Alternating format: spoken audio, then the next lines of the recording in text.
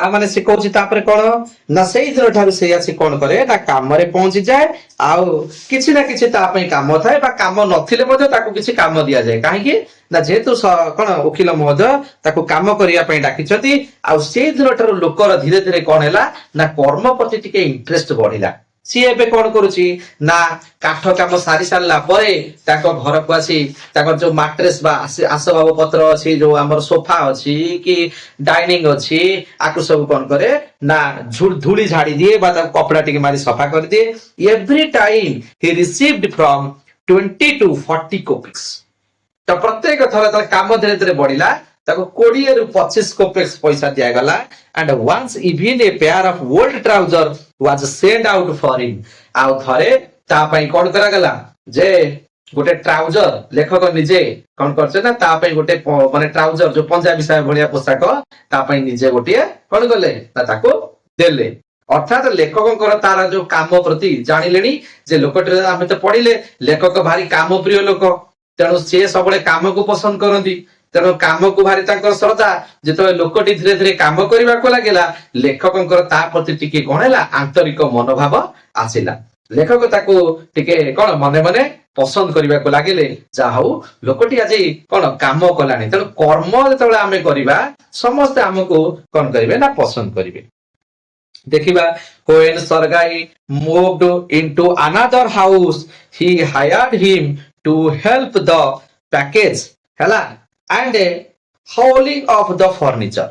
ଯେତେବେଳେ ସରଗାଇ କଣ କରିଛନ୍ତି ନା ତାଙ୍କର ଗୋଟିଏ ଘରରୁ ଆଉ ଗୋଟେ ଘରକୁ ସିଫ୍ଟ କରୁଛନ୍ତି, ସେତେବେଳେ ମଧ୍ୟ ସେ ଯୋଉ ହାଉସ ସିଫ୍ଟିଂ ବେଳେ ଜିନିଷ ପଟା ଯୋଉ ସିଫ୍ଟ ହୁଏ ଜିନିଷ ପତ୍ର, ତାକୁ ମଧ୍ୟ ସିଫ୍ଟିଂ କରିବାର ଦାୟିତ୍ୱ କାହାକୁ ଦେଲେ ନା ଏଇ ହୋମଲେସ୍ ପର୍ସନ ବା ଯାହାକୁ ଆମେ କହୁଛେ ଦ ବେଗର ଭିକାରୀକୁ ଦେଲେ। ହାଉଲିଂ ର ଅର୍ଥ ହଉଛି କଣ ତାକୁ ସବୁ ନବା ଆଣିବା କରିବା, ତାକୁ କଣ କରିବା ନା ସୁଚାରୁ ରୂପେ ଯାଇ ସେଠି ପହଞ୍ଚାଇବା। ପ୍ରତ୍ୟେକଟି କାମକୁ ସେ କଣ କରିଥିଲା ନା ସୁଚାରୁ ରୂପରେ କିଏ କାମ କରିଥିଲା। କିଏ କାମ କରିଥିଲା ନା ସେଇ ଭୋଡକା ପାନ କରୁଥିବା ସେଦିନର ଯୋଉ ଭିକାରୀଟି ଆଜି କିଛି ମାତ୍ରାରେ ସୁଧୁରି ଯାଇଥିଲା।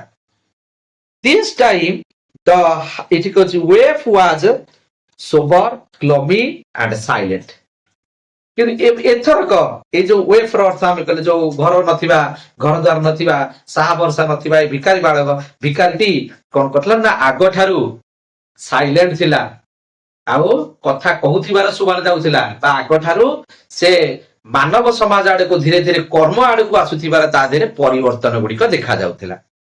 He hardly touched the furniture and went behind the wagons hanging his head, not even making pretense of appearing busy। ଆଉ ସେଥିରେ କଣ ଥିଲା ନା ସେ ମୁଣ୍ଡ ନୁଆଇ ନୁଆଇ ତଳକୁ ଆସୁଥିଲା, ଆଉ ଆଜି ବିଜି ଭଳିଆ ସେ ଲାଗୁନଥିଲା।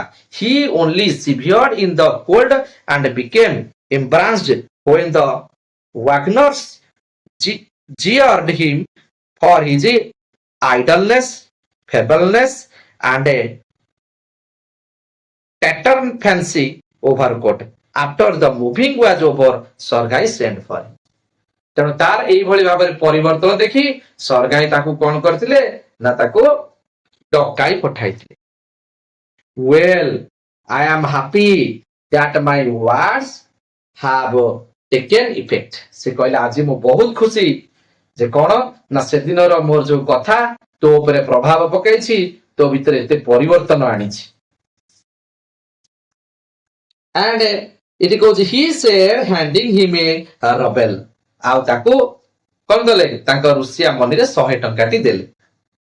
Here your pence। ହେଇ ନିଅ ତୁମର ପରିଶ୍ରମର ପାଉଣା। I see you are sober and have no objection to work। ମୁଁ ଆଜି ଦେଖିଲି ଯେ ତୁମ ଭିତରେ ବିରାଟ ପରିବର୍ତ୍ତନ ହେଇଛି।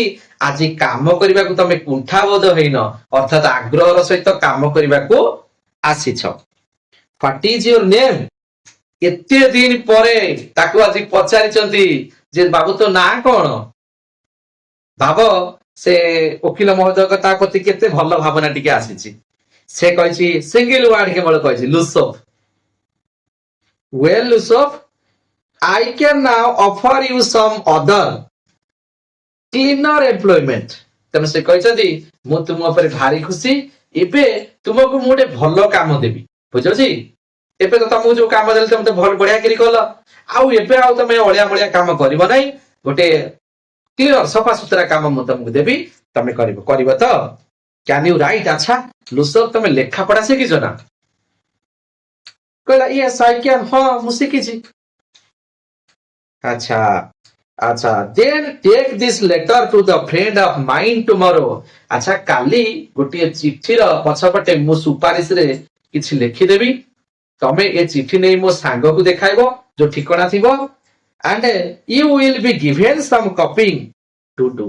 ଆଉ ସେ ତମକୁ କିଛି କପି କରିବା କାମ, କପିର ଅର୍ଥ ମୁଁ କହିଥିଲି ଗୋଟାଏ ଦେଖିକି ଆଉ ଗୋଟେ ଲେଖିବା, ବୁଝଉଛି, କପି କରିବା କାମ ସେ ତମକୁ ଦବ। ଆଚ୍ଛା ଠିକ ଅଛି। ୱାର୍କ ହାର୍ଡ ଡୋଣ୍ଟ ଡ୍ରିଙ୍କ, ମନେ ରଖ କଠିନ ପରିଶ୍ରମ କର, କାମର ମୂଲ୍ୟ ବୁଝ, ଆଉ ମଦ ପିଆ ପିଇ କର ନା, ଇଏ ତୁମ ଶରୀରକୁ କ୍ଷତି କରିବା ସହିତ ତୁମର ଦକ୍ଷତାକୁ ମଧ୍ୟ କମେଇ ଦଉଛି। And remember what I have said to you, ଆଉ ସବୁବେଳେ ମୋ କଥାଟିକୁ ମନେ ରଖିଥବ, ଭଲ ମଣିଷ ହୁଅ ହେଲା। ହଉ ଗୁଡ ବାଏ।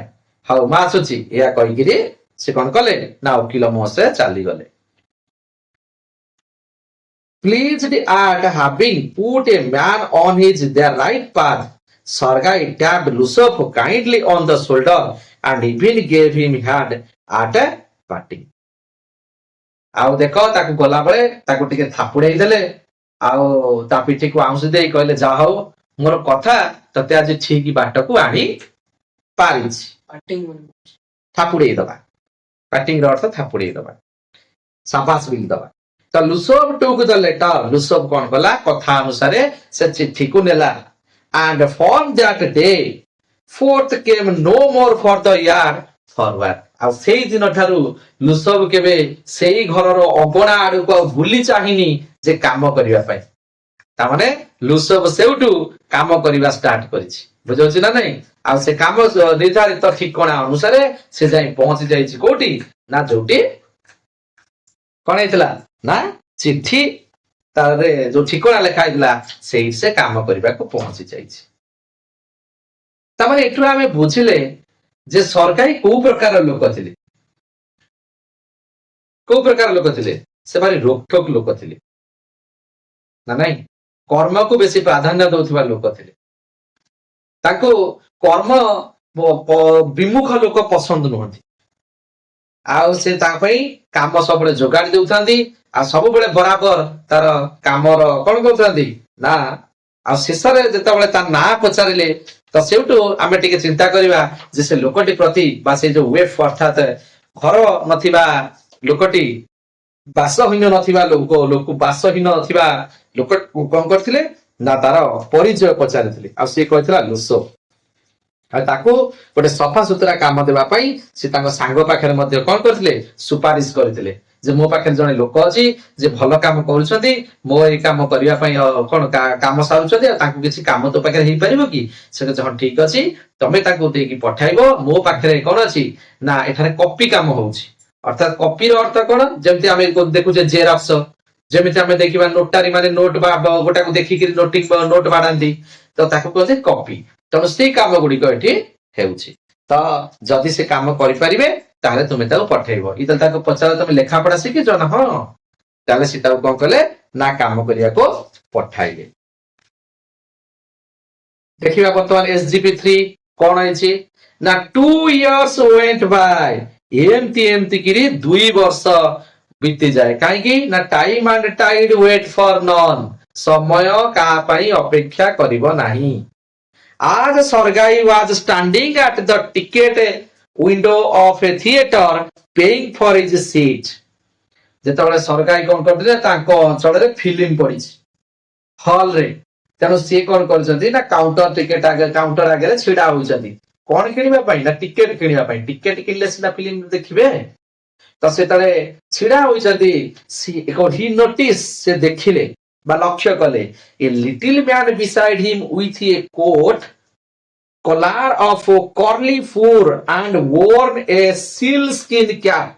ତାଙ୍କ ପାଖରେ ଗୋଟେ ଛୋଟିଆ ହେଇ ଲୋକ, ବୁଝାଉଛି, ଆଉ ସିଲ ମାଛର ଅର୍ଥାତ ଚମଡାର ଗୋଟେ କଣ କରିଛି ନା ଦାମୀ କୋଟ ଟେ ପିନ୍ଧିଛି। ବୁଝଉଛି ଯୋଉଥିରେ କଣ ହେଇଛି ନା ମାନେ ତୁଳା ଭଳିଆ ଯଦି ଭାଲୁ ଭଳିଆ କୋଟ ହେଇଛି ତୁଳା ଭଳିଆ ତା ଦେହରେ ଲାଗିଛି। ଦେଖିଲେ ଜଣା ପଡୁଛି ଯେ କୋଟଟି ବହୁତ ଦାମିକିଆ ହେଇଥିବ। ଭାବ ସେଦିନର ଚିରା କୋଟ ପିନ୍ଧିଥିବା ଲୋକ, ମାଗି ଆଣିଥିବା ମାଗି ଯାଚି ପିନ୍ଧିଲା ଭଳିଆ ଲୋକ, ଦେଖ ଆଜି କଠିନ ପରିଶ୍ରମ କରି ସେ କୋଉଠୁ ପହଞ୍ଚି ପାରିଛି। ଯେ ଲୋକ ଯାହାକୁ ଆଗ ପଟୁ ଠିଆ ହେଇକି ଭିକ ମାଗୁଥିଲା ତାକୁ ନୋଟିସ କରୁନଥିଲେ, ହେ ଯାପଳା ଆଜି ଲୋକ ପଛ ପଟୁ ତାକୁ ଦେଖିକି ନୋଟିସ କରୁଛନ୍ତି, ବାବା କି ଲୋକ ଗୋଟେ ଠିଆ ହେଇଛି। ନାଇଁ ପୁଣି ହାଇଟ୍ ଏତେ ନାହିଁ, ସର୍ଟ ହାଇଟ୍ ର ଲୋକ। ହଉ କଣ ଏମିତି ଦେଖିବା।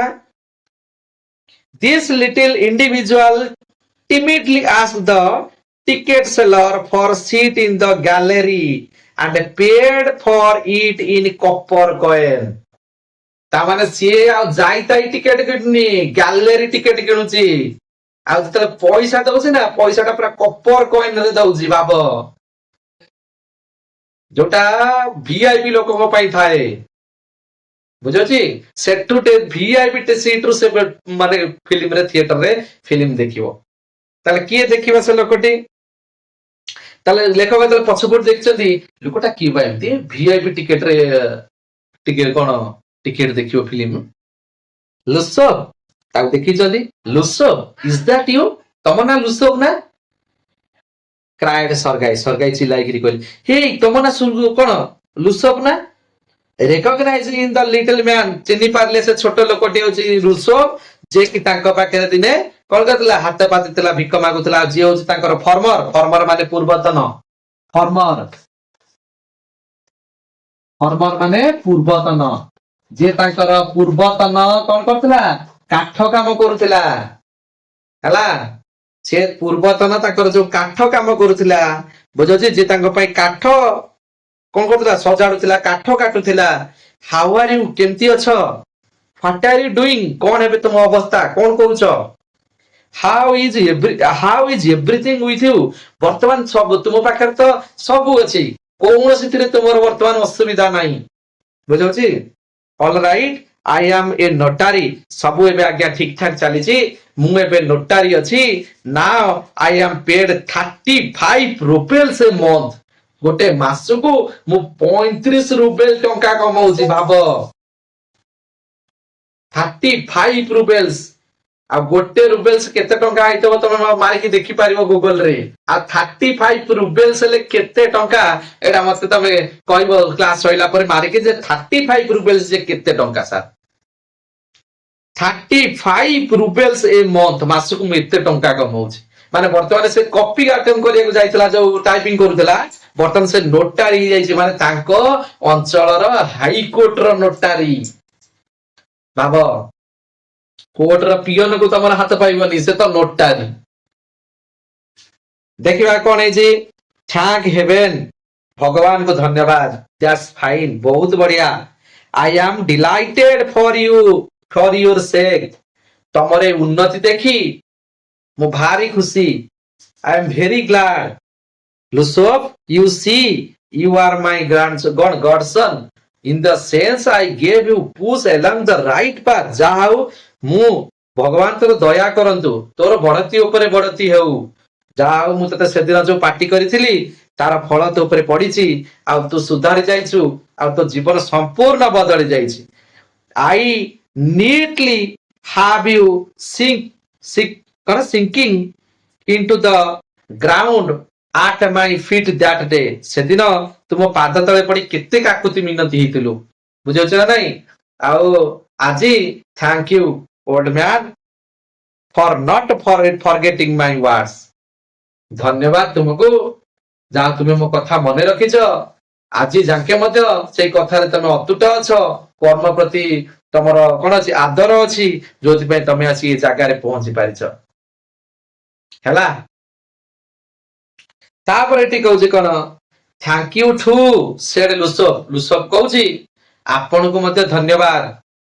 If I had not come to you then I might still have been calling myself a teacher or a student to this day, ଯଦି ତୁମର ମୋ ସହିତ ସେଦିନ ଦେଖା ହୋଇନଥାନ୍ତା ସେ ଶୁଭ ମୁହୂର୍ତ୍ତରେ, ଆଜି ବି ମୁଁ ଲୋକମାନଙ୍କୁ କହି ବୁଲୁଥାନ୍ତି, ଆଜ୍ଞା ମୁଁ ଜଣେ ଡାକ୍ତର, ଯୋଉ କଣ ମାଷ୍ଟର ଥିଲି, टीचर थिली आ मते कोन हैला ना इंटीग्रेज रे अर्थात छलना करी प्रतारणा करी मोटर चाकरी नहीं गले आउ आउ कोड जाई कहतंदी मु गोटे स्टूडेंट कॉलेज स्टूडेंट मते एक्सपेल कर दिया जाई छी त माने एमती मिछराजी कहि की कोन करथरे ना अन्य मानकर पाखरे भिक्षा मागु थांती आपण सेदिन मो पाखरे भलो मुहूर्त रे देखा आले जहा जको मो जीवन आज बदली गला I am very grateful to you मु आपण प्रति भारी कृतज्ञ याउ कहूची एंड टू योर कुक आउ आपण को रोसैया ओल्गा पाखरे मध्य मो ओल्गा दीदी को एटू नमस्कार करूची बुझाची ताको ताको पई से भलिया लोक मु दुनिया रे देखिनी God bless that gold and noble woman से भलिया देवी प्रतिमा बुझाची देवी प्रतिमा स्त्री लोक को मोर 100 नमस्कार ताको भलिया मनीष मिलबेनी मनीष नु तो से देवी जणे के कहूची लुसब कहूची you spoke finely then I shall be indebted to you to my dying days से मते से दिनर जो समय रे मते जेमति सहाय्य करथिले सहायता करथिले को लोक काहा को भी एते सहायक होबनी but strictly speaking it was your cook Olga who saved me आपनकर सेही रोसैया जे कि ओल्गा थिले बुझोची जहांकर दयारु मु आज बंची जाइछि बा मो कोन मोर आज ए परिस्थिति को पहुंच जाइछि से मते ही से जो कठिन दिन मान करे मते कोन करथिले ना बंचाई रखुथिले अर्थात ये काम निजे करि पार नथिला ता लागि ओल्गा काम करूथिला आ दरमा ये नै कि आसुथिला ओल्गा रोसै बास सारी आ पई काठ काम काटुथिला आ आकु कोन देखि तार मन रे दया आसुथिला तेणु आकु देखि तो दया आसुथिला बिचराटा केमिति बंचिबो सेति पई काम सिए करूथिला ओल्गा आ ये खाली पैसा नै कि आसुथिला भाबो जतले बार बार एई बळी भाबरे नै कि आसे जे आ मन छोट होई गेला कहला छी केते दिन मु आ एमती पर ऊपर सहायबी केते दिन मु त आगुर पर पाके हाथ पतौथिली मु आसी इते छोट होई गेले एठी जे आउ जणे मो पई काम करूची मु तार माने झाळ बुआ धन मु नै कि जाउची तेणु ता मन को बाधिची तेणु सेति पई कोंदी जे हृदय परिवर्तन हो जे मनीष भितर प्रकृत परिवर्तन जेतेबेले मनीष भितर परिवर्तन देखिबो तार हृदय परिवर्तन हेले जानिबो जे मनीषटी परिवर्तन हेछि बट स्ट्रिक्टली देखो एटी कहूची हां से लोकटीर पार्टी टिके बड़ अर्थात से जहा पाइबो कोन कहबो कहि जीवो किंतु ता मन भितर सेमिति किछ न थाए भारी कोन स्नेह श्रद्धा जहा पाकरे भरी रहिथिबा से भली स्त्री लोक हो जणे ओल्गा से कहार अमंगल चाहिबो नै बुझछि पर पाई खटिगिरी निज हकर पैसा आउ जन को देतला भलिया स्त्री लोक बुझछि हाउ इज दैट ए कथा सुनिकिरी सरगाई जे कि वकील मासे सत्य ना कोन what then how used to come to your house to chop wood she used to begin ओ यू सॉट यू मु जेतबेले तुम घर को काम करिवा पई जाउथली सेतबेले मु काम करिवा पहुंचिया मात्रे से मते देखि पार्टी करिवे ओ यू मिजरेबल क्रिएचर आ मते कहबे केडे हतभागा जीवटे तो सृष्टि भगवान इते सुंदर पृथ्वीटा बनैछदी ता भीतर तोरी भाग्य रे ही सब जाक कष्ट लिखि दैछंदी there's nothing for you but ruin भाग्य रे तोर भगवान आउ किछि देलेनी गुडाई खाली दुख जंत्रणा आ कष्ट देले and then she would sit down opposite me ठीक मो आगे से बसी पड़िबो एंड ग्रो सैड दुख करिवो look into my face and with मो मुह को देखिबो आ कांदिबो ता माने पर दुख रे कांदुथिबा महिला होउची के ओल्गा ता माने तमे कहि परिबो गोपबंधु कर माउसी जिया भौणी बुझियो तो तार गोपबंधु जेमति दरिद्र नारायण ताको गुआ जाए दरिद्र मानक सेवा पाई से निजर सब किछि दान करि दियंती तो ओल्गा मध्ये सेही भलिया जणे स्त्री लोक ओ यू अनलकी मैन की हतभागा लोकटिलो तू there is no pleasure for in this world ए दुनिया रे इते खुशी अछि लोक एते सुख रे रहउछनी तोई भाग्य रे एमित हबारे थिला there will be none in this world to come you drunken बुझौ जी तो भाग्य रे कोन सुख नाही तू बा मधुआ तो भाग्य रे कोड सुख आसीबो केम कहू देखो तू बा मधुआ तो भाग्य रे कोड सुख आसीबो you will born in hell तू तो सुख को निजे जाଳି देइछु आउ ତୁ ନର୍କରେ ପଡିବୁ ମଦ ପିଇ ପିଇରେ। You unlucky man. Oh you unhappy one. କେତେ ହତଭାଗା ମଣିଷ। ହଁ ତୁଇ ତ ହତଭାଗା ଆଉ ତୋ ଭଳିଆ କେହି ନାହାନ୍ତି। ତା ପାଟି ଏମିତି ଚାଲିଥିବ ଆଉ ସେ କାଠ ହାଣୁଥିବ। And so she would carry on, you know, in that strain. ଆଉ ସେ ତ କେମିତି କହି ଚାଲିଥିବ ଏମିତି ଆପଣ ତ ଶୁଣିଛନ୍ତି। ସବୁବେଳେ ସେ ମତେ ସେମିତି ଗାଳି ଦିଏ ଆଉ କାମ କରିଚାଲେ। I can tell you how much misery she suffered. ମୁଁ ଆପଣଙ୍କୁ କହିପାରିବି ନାହିଁ ସେ ମୋ ଲାଗି କେତେ କଷ୍ଟ କରିଛି। How many layers she shed for my sake. ମୋ ପାଇଁ ସେ କେତେ କାଠ କାଟି ପକାଇଛି। But the chief thing was she used to chop the wood for me.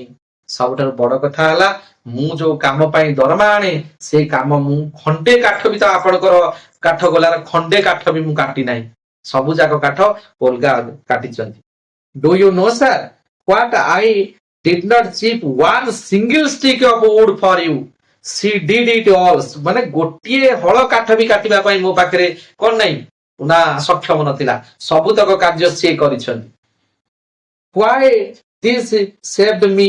ସେ ମତେ କାହିଁକି ରକ୍ଷା କଲେ ମୁଁ ବି ଜାଣେ ନା। Why I change. ଏଇଭଳି ଭାବରେ ଧୀରେ ଧୀରେ ଯେତେବେଳେ ମୁଁ ଦେଖିଲି ମୋ ଭିତରେ ପରିବର୍ତ୍ତନ ଆଜ୍ଞା ଆସିଗଲା। Why I stopped drinking at the sight of her. ମୁଁ ଯେତେବେଳେ କଣ ତାଙ୍କୁ ଦେଖିଲି ବା ତାଙ୍କର ପ୍ରତି ମାନେ କର୍ମ ପ୍ରତି ଗୋଟେ ସମ୍ମାନ ମୋର ଆସିଲା ସେଦିନଠାରୁ ମଦ ପିଇବା ମୁଁ ଛାଡ଼ିଦେଲି। And I cannot explain. ଆଉ ମୁଁ କହିପାରିବି ନାହିଁ ଦେଖିକିରି କାହିଁକି ମୋ ଭିତରେ ଏତେ ବିରାଟ ପରିବର୍ତ୍ତନ ଆସିଲା ଯୋଉଥିରେ କି ମୁଁ କାମ ପ୍ରତି ଟିକେ ମନ ଦେଲି। I only know that owing to her words and noble deeds. କହୁଛି ମୁଁ ଆଜି ଯଦି ବଦଳି ଯାଇଛି କେବଳ ଅଲଗାଙ୍କ ପାଇଁ। ତାଙ୍କର କାର୍ଯ୍ୟ ମତେ ଆଜି ବଦଳାଇ ଦେଲା। A change took place in my heart. ମୋ ହୃଦୟ ପରିବର୍ତ୍ତନ କରିଥିଲା। ମୋ ମନ ବଦଳାଇ ଦେଲା। ମୋ ମନରେ କର୍ମ ପ୍ରତି ଯୋଉ ବିମୁଖ ଭାବ ଥିଲା ତାକୁ ଦୂର କରିଦେଲା ଯେ ମତେ ମଣିଷ କରି ଗଢି ତୋଳିଲା। She set me right and shall never forget it. ସେ ସବୁବେଳେ ମୋ ଉପରେ କଣ କରନ୍ତି ନା ଦୟା କରିଛନ୍ତି ଆଉ ତାଙ୍କର ସେ ଦୟା ଆଉ ତାଙ୍କର ଏଇ ଯୋଉ ମୋ ପ୍ରତି ଏଇ ଯୋଉ କର୍ମ କରିଦେଇ ଯୋଉ କଣ ଯୋଉଟା କହନ୍ତି କଣ ଅନ୍ୟ ପ୍ରତି ଭଲ ଭାବିବା ଯୋଉ ଭାବନାଟା ମତେ ଆଜି ପରିବର୍ତ୍ତନ କଲା। However it time to go now. ଠିକ ଅଛି ଏବେ ସମୟ ହେଇଗଲାଣି ଆଉ ବା କଣ କହିବି। There go of the bell ବି ବାଜିଲାଣି ଆସ ଫିଲ୍ମ ହଲ କୁ ଯିବା। Lusop board and departed to the gallery. ସେମିତି ପୂର୍ବ ଭଳି ମୁଣ୍ଡ ଏମିତି ତଳୁ କରି ସେ ତାର କଣ କଲା ନା ଚାଲିଗଲା ଫିଲ୍ମ ହଲ କୁ ଫିଲ୍ମ ଦେଖିବା ପାଇଁ। ଦେଖିଲ ଯେତେବେଳେ ମଣିଷ ପାଖରେ ସୁବିଧା ସୁଯୋଗ ଥାଏ ମଣିଷ ତାକୁ ଜାଣିପାରେ ନା କି ଯେତେବେଳେ ତାର ହୃଦୟ ପରିବର୍ତ୍ତନ ହୁଏ ମଣିଷ ଭିତରେ କେତେ ବିରାଟ ପରିବର୍ତ୍ତନ ଆସେ ତମେ ଦେଖ। ତ କେଉଁଭଳି ଭାବରେ ଏଠି ଲୁସଫ ଭିତରେ ପରିବର୍ତ୍ତନ ଆସିଲା। ଲୁସଫର ଯୋଉ ଦୁଃଖର ଦିନ ଯୋଉ କଷ୍ଟର ଦିନ କେମିତି ତା ପାଇଁ ବଦଳି ଗଲା। ତେଣୁ ସେଥିପାଇଁ କହନ୍ତି ଯଦି ଯେ କଣ ନା ଆମେ ଗରିବ ହୋଇ ଜନ୍ମ ହୋଇଛେ ସେଇଟା ଆମର ଭୁଲ ନୁହେଁ।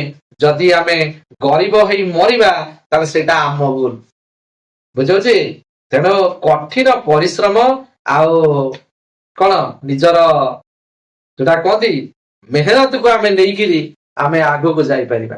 ଯୋଉ ଲୋକ ଦିନେ ହାତ ପାତ ଥିଲା ଆଜି ସେଇ ଲୋକ କଣ କରୁଛି ଗ୍ୟାଲେକ୍ସିରେ ବସି ଟିକେଟ ଫିଲ୍ମ ଦେଖୁଛି। ଭାବ ଗ୍ୟାଲେରୀ ଟିକେଟ ନଉଛି କପର କଏନରେ ପୁଣି ପେଡ କରୁଛି। ତେଣୁ ଏସବୁ କାହାର ଫଳ ଏସବୁ ହଉଛି ତାର କର୍ମ ପ୍ରତି ଆଦର ଆଉ ତାର କର୍ମ ପ୍ରତି ସମ୍ମାନ। ତା ଭିତରେ ଟ୍ୟାଲେଣ୍ଟ ଥିଲା। ଏମିତି ଦୁନିଆକୁ କୋଉ ଲୋକ ଆସିନି ଯାହା ଭିତରେ ଟ୍ୟାଲେଣ୍ଟ ନାହିଁ। ତେଣୁ ଟ୍ୟାଲେଣ୍ଟ ତା ଭିତରେ ଥିଲା କିନ୍ତୁ ନିଜ ଗୁଣକୁ ସେ ଚିହ୍ନି ପାରୁନଥିଲା। ଅଲଗା ମାଧ୍ୟମରେ ସେ ନିଜ ଗୁଣକୁ ଚିହ୍ନିଲା ଆଉ କଣ କଲା ଆଉ ପରିସ୍ଥିତି ମଧ୍ୟ ତାକୁ ସାଥ ଦେଲା ଯେ ତାଙ୍କ ପାଖରେ ଆସି ସ୍ୱର୍ଗାଇ ପହଞ୍ଚିଲେ। ଆଉ କର୍ମ ପ୍ରତି କଣ ନା ତାକୁ କଣ ଠିକ ମାର୍ଗରେ ବାଟେଇ ଦେଲେ। ଯେତେବେଳେ ମାର୍ଗଟି ପାଇଲା ଆଉ ସବୁବେଳେ ମନେ ରଖ ଆମ ପାଖରେ ଯେତେ ବଡ ବଲ ୟୁଜ ଲାଇଟ ଟା ଥାଉ ଯେତେବେଳେ କରେଣ୍ଟ ଆସିବନି ସେ ତାର ଗ୍ଲୋଇଟା ଦେଖେଇ ପାରିବନି। ସେମିତି ସୁବିଧା ସୁଯୋଗ ଯେତେବେଳେ ସାଧାରଣ ମଣିଷଟି ପାଇବ ସିଏ ବି କଣ କରିବ ନା ଗୋଟେ ଦିନେ ବଡ ଲୋକରେ ପରିଣତ ହେଇପାରିବ। ତେଣୁ ଯୋଉଟା କି ତମର ଏଇ ବିଷୟରେ ଥିଲା ଦ ବେଗର। ସେଦିନର ଥିଲା ଦ ବେଗର। ଆଜି କିଏ ନୋଟାରୀ ଅଫିସର କିଏ ଲୁସଫ। ବୁଝିପାରିଲ ତ ବୁଝିପାରିଲେ ତ। ହଉ। Yes, sir.